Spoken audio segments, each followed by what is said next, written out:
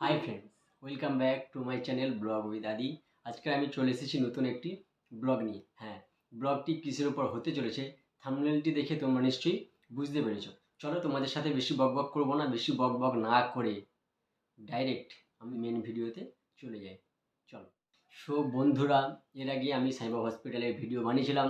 সেই ভিডিও থেকে তোমাদের অনেক অনেক ভালোবাসা পেয়েছি এবং তোমাদের থেকে অনেক রিকোয়েস্ট পেয়েছি, অনেক কমেন্ট পেয়েছি, যার কারণে আমি তোমাদের সবার জন্য নতুন একটি ইনফরমেশান নিয়ে আজকের এই ভিডিওটি বানাচ্ছি। চলো, আজকে আমি ভিডিওর মধ্যে 2 থেকে 3টে জিনিস একটু আলোচনা করব, যেটা তোমাদের সবার ক্ষেত্রেই কাজে আসবে। আমার ভারতীয় এবং বাংলাদেশের যে সমস্ত দর্শক বন্ধুরা আছে তাদের সবার ক্ষেত্রেই কিন্তু কাজে আসবে।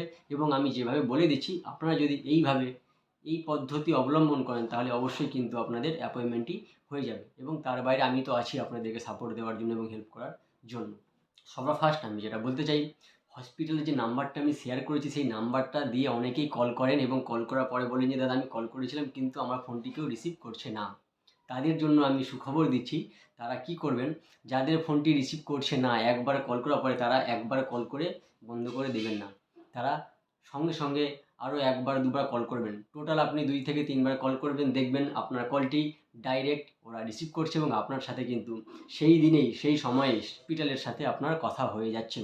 সো বন্ধুরা, আপনাদেরকে আমি এই ইনফরমেশানটি শেয়ার করলাম। এর বাইরেও আরও 2টি ইনফরমেশান আমি শেয়ার করব। অন্যান্য ইউটিউব চ্যানেল থেকে ভিডিও দেখেছেন, দেখে আমাকে কমেন্ট করে জানিয়েছেন যে সাই বাবা হসপিটালে নাকি 60 বছরের উপরে ট্রিটমেন্ট হয় না। যদি কোনো ইউটিউবার এই কথাটা বলে থাকে তাহলে আমি বলে দিচ্ছি সেই ইনফরমেশানটি হচ্ছে সম্পূর্ণরূপে ভুল। আমি নিজে সাই বাবা হসপিটালে কন্ট্যাক্ট করেছিলাম, আমি নিজে কথা বলেছি, তার কল রেকর্ড আমার কাছে আছে, সেটা আমি ভিডিওর মধ্যে শেয়ার করছি না।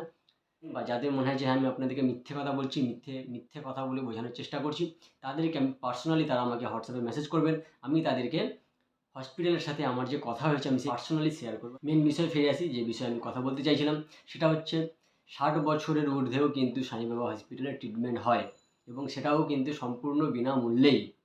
60 বছর উপরে কেমন ট্রিটমেন্ট হয় এটা ডিপেন্ড করছে পেশেন্টের কন্ডিশানের উপর।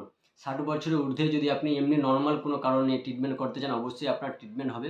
60 বছরের উপরে শুধুমাত্র সার্জারি, বড় বড় যে সার্জারি আছে, হার্ট সার্জারি আছে, নিউরো সার্জারি আছে, অর্থোপেডিক যে সার্জারিগুলো হয়, এই যে বড় বড় যে সার্জারিগুলো, এই সার্জারিগুলো কিন্তু হয় না বেসিক্যালি। কিন্তু পেশেন্টের কন্ডিশান যদি ভালো থাকে এবং পেশেন্ট যদি সেটা অ্যাকসেপ্ট করার মতো পজিশানে থাকে, পেশেন্টের শারীরিক অবস্থা, তাহলে কিন্তু ডক্টররা 60 বছরের ঊর্ধ্বেও কিন্তু ট্রিটমেন্ট করেন, অপারেশনও হয়। আমি নিজে কথা বলেছি এবং হসপিটাল থেকে আমায় জানিয়েছে যে এইরকম আমাদের কোনো রকম কোনো নিয়ম নেই যে 60 বছরের ঊর্ধ্বে আমরা ট্রিটমেন্ট করি না। আর একটা কথা বন্ধুরা, আমি তোমাদের সাথে আরেকটি জিনিস শেয়ার করতে চাই, সেটা হচ্ছে সাই বাবা হসপিটালে অ্যাপয়েন্টমেন্ট নেওয়ার সময় তোমরা কী করো, তোমরা অনেকেই, আমি যে তোমাদেরকে যে কন্ট্যাক্ট নাম্বারটা দিয়েছি বা আমার ভিডিওর ডেসক্রিপশানে যে কন্ট্যাক্ট নাম্বারটা আছে, সেই কন্ট্যাক্ট নাম্বারটা দেখে অনেকে ফোন করেন, ফোন করার পরে হসপিটাল থেকে একটা লিঙ্ক পাঠায়। আপনাদের যে নাম্বার দিয়ে আপনারা হসপিটালে কল করেছিলেন সেই নাম্বারে আপনাদেরকে একটা লিঙ্ক পাঠায়, বলে যে ভিডিওটি দেখুন, ভিডিওটি দেখার পরে ওই লিঙ্কের মধ্যে গিয়ে আপনাদেরকে বলে যে ডক্টরের প্রেসক্রিপশন রিপোর্ট যা আছে সমস্ত কিছু পাঠানোর জন্য। আপনাদের সাথে এই মেল আইডিটি শেয়ার করছি। এই মেল আইডিটি আপনারা হসপিটালে ডাইরেক্ট কল না করেও এই মেল আইডিতে আপনারা আপনাদের পেশেন্টের যে রিপোর্টগুলি আছে সেই রিপোর্টগুলি কিন্তু হসপিটালে ডাইরেক্ট পাঠাতে পারবেন এবং এই মেল আইডিটি পাঠানোর পর আপনারা 4 থেকে 5 দিনের মধ্যে কিন্তু রিপ্লাই পেয়ে যাবেন। যদি পেশেন্টের ট্রিটমেন্ট হয় তাহলে ওরা আপনাকে ফোন করে জানাবে যে আপনাকে মেলেও রিপ্লাই করবে এবং ডাইরেক্ট কল করেও জানাবে যে আপনার পেশেন্টের ট্রিটমেন্টটি এখানে হবে। আপনি সামনের 1 মাসের মধ্যে বা 1 মাসের পর ট্রেনের কনফার্ম টিকিট কেটে ওনাদেরকে ফোন করতে বলবে। মানে হসপিটাল থেকে আপনাকে বলবে যে আপনি সামনের 1 মাসের পর কনফার্ম টিকিট কাটুন, ট্রেনের টিকিট কাটার পরে আবার আপনি হসপিটালে ফোন করুন। হসপিটালে আপনি যদি টিকিট কাটার পরে ফোন করেন, আপনার ম্যাক্সিমাম 10 মিনিট সময় লাগবে, ওরা কিন্তু আপনাকে অ্যাপয়েন্টমেন্টটি দিয়ে দেবে। সো বন্ধুরা, ভিডিওটি দেখে তোমরা নিশ্চয়ই বুঝতে পেরেছো ব্লগটি আমি কিসের উপর বানিয়েছি। বন্ধুরা, এর যদি তোমাদের কারো কোনো রকম কোনো কোয়ারিজ থাকে, কোনো কোশ্চেন থাকে, কোনো কিছু জানার হয়, তাহলে অবশ্যই আমার ভিডিও ডেসক্রিপশানে আমার কন্ট্যাক্ট নাম্বারটি দেওয়া আছে, তোমরা সেখান থেকে আমার সাথে যোগাযোগ করতে পারবে। আমার এই ভিডিওগুলো যদি তোমাদের ভালো লেগে থাকে এবং আমার এই ভিডিওর মাধ্যমে তোমরা যদি একটু হলেও উপকৃত হও, তাহলে অবশ্যই চ্যানেলটিকে সাবস্ক্রাইব করে পাশে থাকার জন্য অনুরোধ করছি।